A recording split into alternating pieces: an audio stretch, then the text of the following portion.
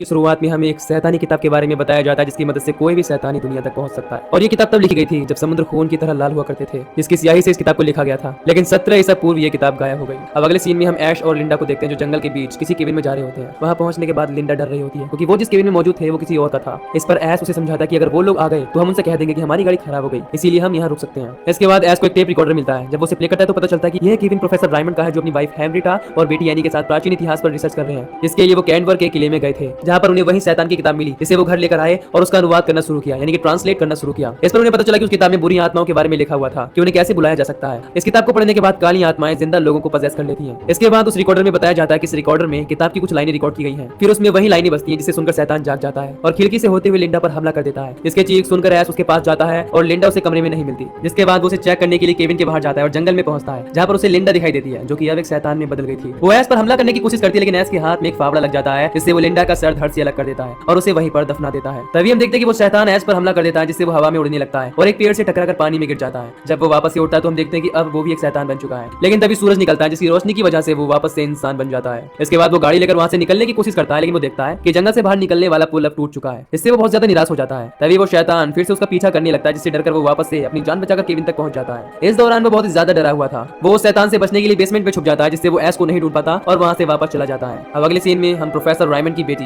Any और उसके boyfriend को देखते हैं जो शैतानी किताब के बचे हुए पन्ने लेकर आई थी। फिर वो दोनों उसी केबिन की तरफ निकल जाते हैं। इधर ऐश जब केबिन में होता है तभी उसे पियानो की आवाज सुनाई देती है और जब वो जाकर चेक करता है तो पियानो खुद ब खुद ही बज रहा था। इससे वो लिंडा को याद करने लगता है और बहुत दुखी हो जाता है। उसी समय खिड़की पर लगी हुई लकड़ियां निकल जाती हैं और जब वो बाहर झांक कर देखता है तो लिंडा अपनी कब्र से बाहर आकर नाचने लगती है। इस समय वो पूरी तरह से एक शैतान बन चुकी थी। फिर उसका कटा हुआ सर खुद ब खुद आकर उसकी बॉडी से जुड़ जाता है। इसे देखकर ऐश बहुत ही ज्यादा डर जाता है। तभी वो ऐश के पास आती है और उसका गला पकड़ लेती है और उसका सर खिड़की में पटकने लगती है लेकिन ऐश किसी तरह से खुद को उससे छुड़ा लेता है। फिर हम देखते हैं कि ऐश सिर्फ एक सपना देख रहा था और इस समय वो कुर्सी में बैठा हुआ था। जब वो कुर्सी से उठने की कोशिश करता है तो वो नाकाम रहता है। तभी उसकी गोद में लिंडा का कटा हुआ सर आकर गिरता है जो उसके हाथों में काट लेती है। हालांकि ऐश उससे अपना हाथ छुड़ाने की काफी कोशिश करता है और उस सर को पटक रहा होता है लेकिन वो इस चीज में नाकाम रहता है। इसके बाद वो वर्कशॉप में पहुंचता है और एक टूल में फंसाकर उस सर से अपने हाथ को छुड़ा लेता है। तभी लिंडा के सर से उस शैतान की आवाज आती है कि लिंडा की आत्मा अभी उसके कब्जे में है। तभी लिंडा की बॉडी भी चैनसो लेकर वहां पर आ जाती है और ऐश पर हमला करने की कोशिश करती है लेकिन ऐश एक हथियार से उस चैनसो को खुद से दूर करने की कोशिश करता है जिससे वो चैनसो लिंडा की बॉडी में ही फंस जाती है। फिर ऐश चैनसो उठाकर लिंडा के सर को बुरी तरह से काट देता है। जिसके बाद वो वापस से केबिन में पहुंचकर आईने में खुद के चेहरे को देखता है। उसकी परछाई आईने से बाहर निकल कर आती है और उसका गला दबाने की कोशिश करती है लेकिन अगले ही पल वो देखता है कि वो परछाई वहां से गायब हो गई है। फिर ऐश के देखते ही देखते उसका हाथ जिसमें लिंडा ने काटा था एक शैतान के हाथ में बदल जाता है और उसी पर हमला करने लगता है। अगले सीन में हम एनी और उसके बॉयफ्रेंड को देखते हैं जो पुल तक पहुंचते हैं। वो देखते हैं कि वो पूरी तरह से टूट चुका है जिससे वो अब केबिन तक नहीं पहुंच सकते। इस बात से एनी काफी परेशान हो जाती है लेकिन वहां पर उन्हें एक कपल मिलता है जिनका नाम जैक और बॉबी होता है। जैक एनी को बताता है कि हम लोग उसी तरफ जा रहे हैं इसीलिए तुम हमारे साथ चल सकते हो। ये सुनकर एनी काफी खुश होती है और उनके साथ चलने के लिए तैयार हो जाती है लेकिन बदले में वो आदमी उनसे कुछ पैसे मांगता है और एनी तैयार हो जाती है। इसी दौरान हम ऐश को देखते हैं जिसका हाथ लगातार उसे मारने की कोशिश कर रहा था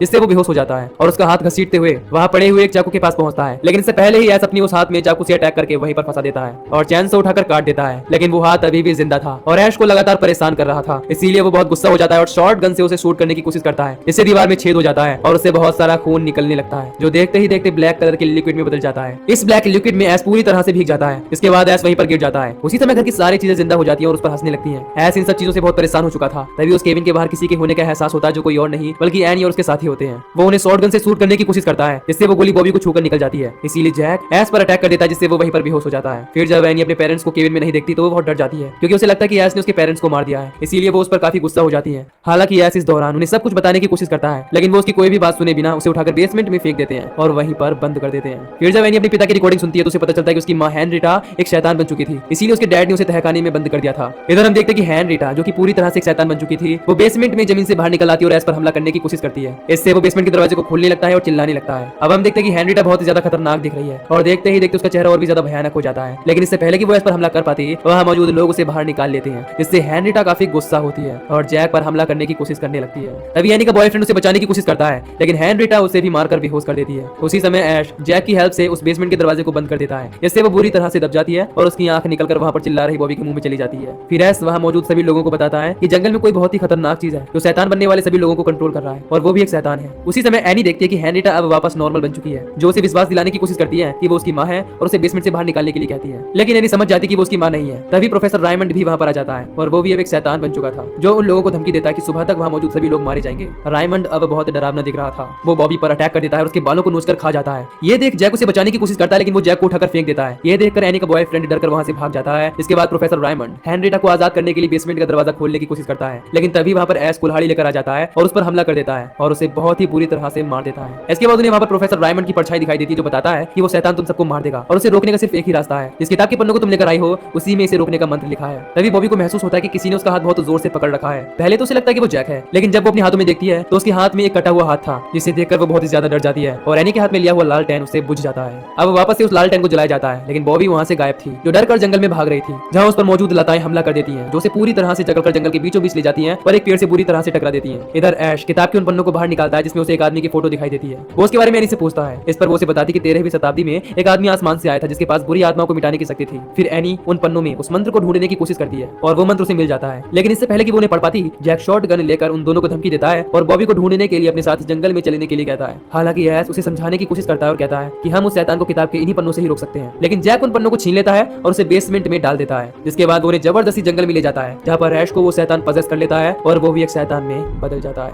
इसके बाद वो जैक को उठाकर फेंक देता है, जिसका सर पेड़ में जाकर लड़ता है। फिर ऐश एनी के पीछे पड़ जाता है, लेकिन वो भागते हुए केविन में पहुंच जाती है और वहाँ पर रखा हुआ खंजर उठा लेती है। जब जैक केविन का दरवाजा खोलता है तो वो बिना देखे ही उस पर खंजर से अटैक कर देती है, जिससे वो वहीं पर गिर जाता है। उसी समय ऐश भी अंदर आने की कोशिश करता है, लेकिन एनी दरवाजा बंद कर देती है और जैक को खींचकर अंदर ले जाती है। तभी हेनरिटा जैक को बेसमेंट के अंदर खींच लेती है। जब एनी उसे बचाने की कोशिश करती है तो उसके देखते ही देखते हेनरिटा उसे वहीं पर खा जाती है, जिससे एनी पूरी तरह से खून से भीग जाती है और ये नजारा देखकर वो सहम जाती है। तभी ऐश भी वहाँ पर पहुंच जाता है, जो उस पर अटैक कर देता है, जिससे वो वहीं पर बेहोश हो जाती है। उसी समय ऐश के हाथ में लिंडा का लॉकेट लगता है, जिसे देखकर वो बहुत ही ज्यादा इमोशनल हो जाता है और वापस से इंसान में बदल जाता है। लेकिन एनी उसे अभी एक शैतान समझकर उस पर हमला करने की कोशिश करती है, जिसके बाद वो उसे समझाता है कि अब वो एक शैतान नहीं बल्कि एक इंसान बन चुका है। इसके बाद एनी उसे बेसमेंट से किताब के उन पन्नों को वापस लाने के लिए कहती है, जिससे वो शैतान को वापस भेज सके। इस पर ऐश अपने कटे हुए हाथ में चैन फिट करता है और बेसमेंट में पहुंच जाता है, जहाँ पर उसे वो पन्ने मिल जाती हैं, जिन्हें वो एनी की तरफ फेंक देता है। लेकिन जब वो वापस ऊपर आने की कोशिश करता है तो हेनरिटा उस पर हमला कर देती है, जिससे एनी उन पन्नों की दूसरी लाइन नहीं पढ़ पाती और ऐश की आवाज सुनकर बेसमेंट की तरफ बढ़ती है। तभी हेनरिटा उस पर हमला कर देती है, लेकिन ऐश वहाँ पर पहुंच जाता है, जो उसे रोकने की कोशिश करता है, लेकिन तभी हेनरिटा का सर एक सांप की तरह हो जाता है और वो उस पर हमला करने की कोशिश करती है। उसी समय एनी हेनरिटा का ध्यान भटका देती है, जिससे ऐश उस पर चैनसू से अटैक कर देता है और उसके हाथों और सर को काटकर अलग कर देता है, लेकिन वो फिर भी ऐश की आत्मा को निकलने की धमकी देती है, जिससे वो शॉटगन से उसके सर को उड़ा देता है। इस दौरान उन्हें लगता है कि सब कुछ ठीक हो गया है और वो एक दूसरे से गले लगते हैं, लेकिन तभी जंगल के सारे पेड़ एक साथ उस केबिन को चारों तरफ से घेर लेते हैं और अटैक करने लगते हैं। इससे एनी को याद आता है कि उसने अभी तक उस बुक के पन्नों की पूरी लाइन नहीं पढ़ी, इसीलिए वो शैतान वापस नहीं गया। तभी वो शैतान भी वहाँ पर पहुंच जाता है, जो कि बहुत ही ज्यादा खतरनाक और बड़ा था। इसे देखकर ऐश पहले तो बहुत ही ज्यादा डर जाता है, लेकिन फिर एनी को मंत्र की लाइनों को पूरा पढ़ने के लिए कहता है। जब एनी उसे पढ़ रही होती है तो उसी समय वो कटा हुआ हाथ उस पर खंजर से अटैक कर देता है, जिससे वो वहीं पर गिर जाती है। उसी समय एक पेड़ की डाली केबिन के अंदर घुस जाती है, जो ऐश की बॉडी को पूरी तरह से लपेटकर बाहर खींचने की कोशिश करती है, जिससे वो शैतान उसे खा सके। लेकिन उससे पहले ही एनी बुक की उस लाइन को पूरा पढ़ लेती है, इससे वहाँ पर एक पोर्टल खुल जाता है। तभी ऐश भी चैनसो से उस शैतान की आंख पर अटैक कर देता है, जिससे वो पोर्टल शैतान को अपनी तरफ खींच लेता है। हालांकि